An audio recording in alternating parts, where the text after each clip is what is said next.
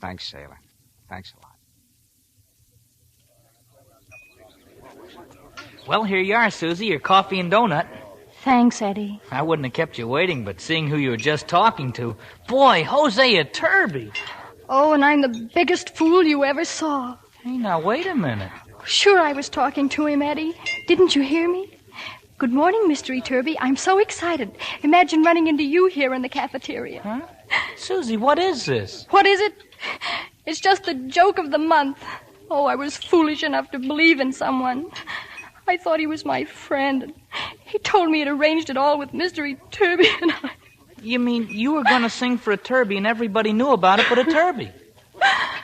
Oh, I'm sorry, Eddie. I just can't help it. Oh, Eddie, do you know a girl named Abbott? Susan Abbott. That's her right there, Miss Green, and she ain't feeling so hot. Well, maybe I can make her feel better. Miss Abbott, I'm Mr. Turby's secretary. Remember? Oh, yes, I do, and I promise I won't ever bother him again. You see, I didn't know... He didn't know either, Miss Abbott, but he knows now. You thought you had an audition for 11:15 this morning, didn't you? Yes, I made a terrible mistake. Well, Mr. Turby thinks a screen test and audition would be much better. He what? Well, I would have come sooner, but I've been busy phoning wardrobe and makeup. Here, your instructions are all on this paper. Stage 3, Miss Abbott, at 11:15.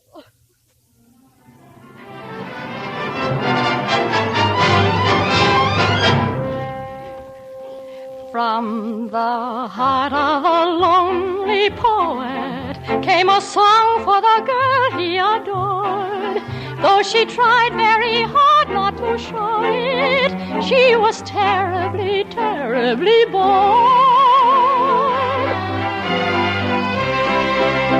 But then the poet asked her if she'd like to waltz, and her eyes shone, and the moon shone, and the stars shone up above.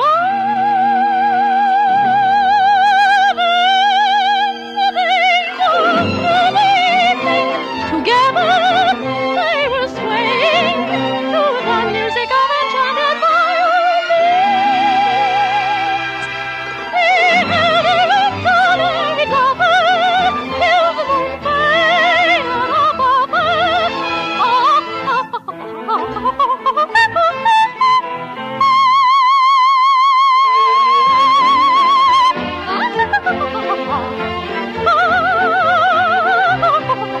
As they waltzed, though she tried not to show it, you could see in her eyes a light that shone with her love for the poet as they waltzed through the thrill of the night.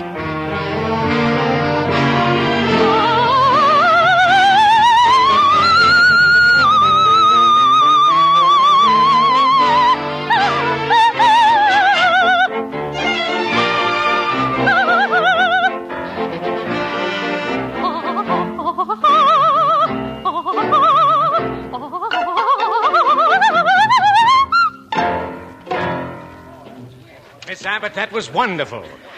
Come to my office as soon as you're through talking to Mr. Turby. Oh, thank you very much. Young woman, you're going to be a star.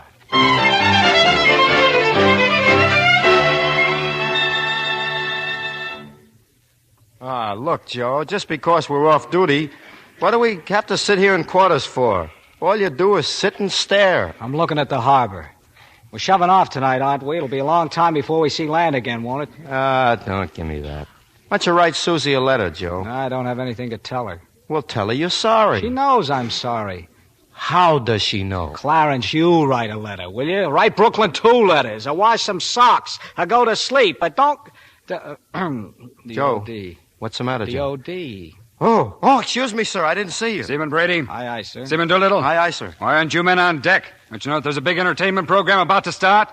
Don't you want to see those Hollywood stars? Well, we're off duty, sir, and I guess we don't feel like being entertained. Oh, you don't you? There's a man named Turby on board asking for you. Turby? He's asking for us? You heard me. Aft on the quarterdeck. Get going, both of you. He said after deck, Joe, but I wouldn't know it, Turby, if I... Brooklyn! Flatbush. What are you doing here? Oh, are you complaining, honey? Brooklyn! Joe! Hey, Joe! Look at me! I'm kissing her, Joe! I'm hugging her, Joe! Hey, Joe, I'm a wolf. Hey, where's Joe? See where the band is? Well, look. Aunt Susie. Yeah, Aunt Susie. All hands attention, all hands attention. At ease, men. I've been requested by our guest of honor, Mr. Iturbe, to grant a young artist permission to make her debut right here. Therefore, I'd like to introduce a singer discovered by the United States Navy, Miss Susie. Aunt Susie! There's Joe! There's our Joe! Joe! Susie!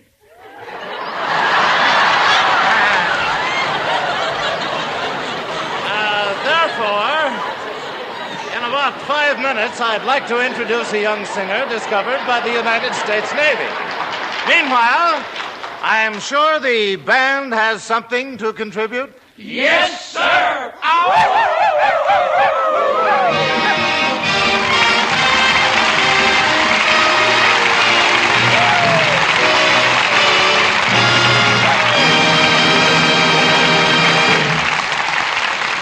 Our stars will return for their curtain calls in a moment. What's that book you're reading, Libby? Oh, a book of riddles. Let's see how smart you are, John. Here's one. What word of 5 letters is never pronounced right? You have me there. It's wrong. W-R-O-N-G, see? Try this. Why is a bridegroom more expensive than a bride? Oh, I give up. What's the catch? The bride is given away. Oh, but it's going to cost them plenty after they're married. Oh, not if she's a Lux bride. For instance, she'll get 3 pretty slips for the price of 1. And that's no riddle, ladies. We know by actual washing tests that slips and nightgowns washed the Lux way stay lovely 3 times as long. Identical slips washed the wrong way with a strong soap, hot water, and rough handling look faded and old very soon. So if you wash your undies the Lux way, it's like getting 3 lovely garments for the price of 1. And that's especially important these days when our dollars have to stretch like a rubber band. Lux Flakes are real budget stretchers because they're such thrifty care for all your nice things. Here's Mr. Keeley at the microphone. For rounding out the year on such a happy note, our thanks to Joe Pasternak, who produced Anchors Aweigh, and to the stars who brought it to our stage, Frank Sinatra, Kathryn Grayson, and Gene Kelly.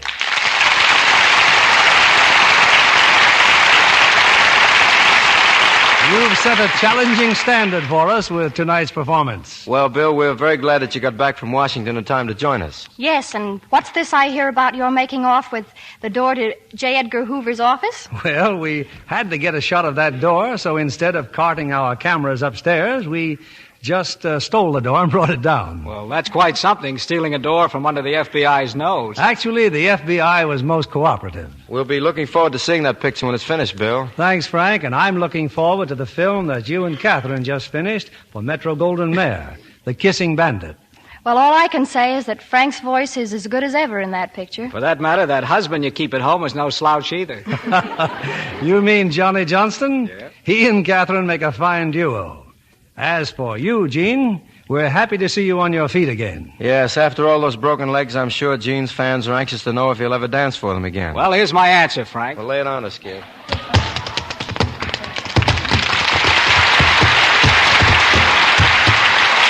Yes, sir? Looks like the old Kelly, Gene. And Gene's fans will have a chance to see him dance when MGM releases his next picture called The Pirate.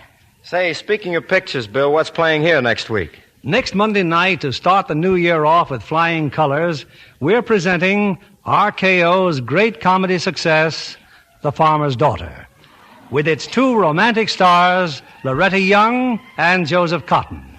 And lovely Loretta has, I think, the most entertaining role of her career in this gay adventure of a Swedish housemaid grappling with love and politics. A wonderful way of saying Happy New Year, Bill. Good night. Good night, and best wishes to all 3 of you.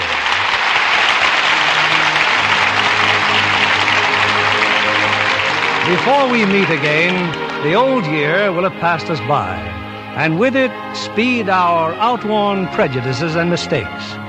We stand upon the threshold of new opportunity, the chance to strive anew for tolerance and justice, to the end that all mankind may truthfully look forward to a Happy New Year.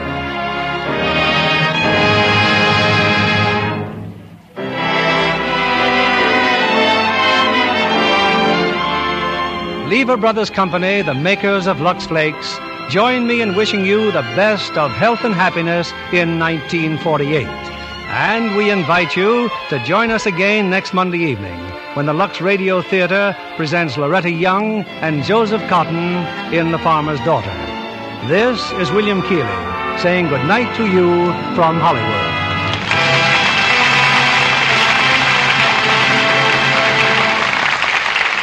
Frank Sinatra, Kathryn Grayson, and Gene Kelly appeared by arrangement with Metro-Goldwyn-Mayer, producers of the Technicolor musical Good News, starring June Allison and Peter Lawford. Heard in our cast tonight were Francis Robinson as Brooklyn and Johnny McGovern as Donald.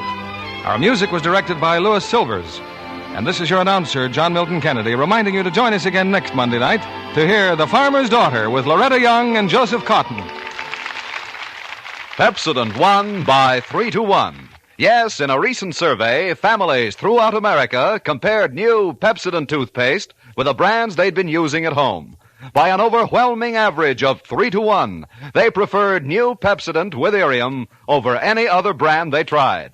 They said new Pepsodent toothpaste tastes better, makes breath cleaner, makes teeth brighter. Yes, with families who made comparison tests, Pepsodent won by 3-1. Be sure to listen next Monday night to the Lux Radio Theater presentation of The Farmer's Daughter with Loretta Young and Joseph Cotton. Stay tuned for My Friend Irma, which follows immediately over most of these stations. This is CBS, the Columbia Broadcasting System.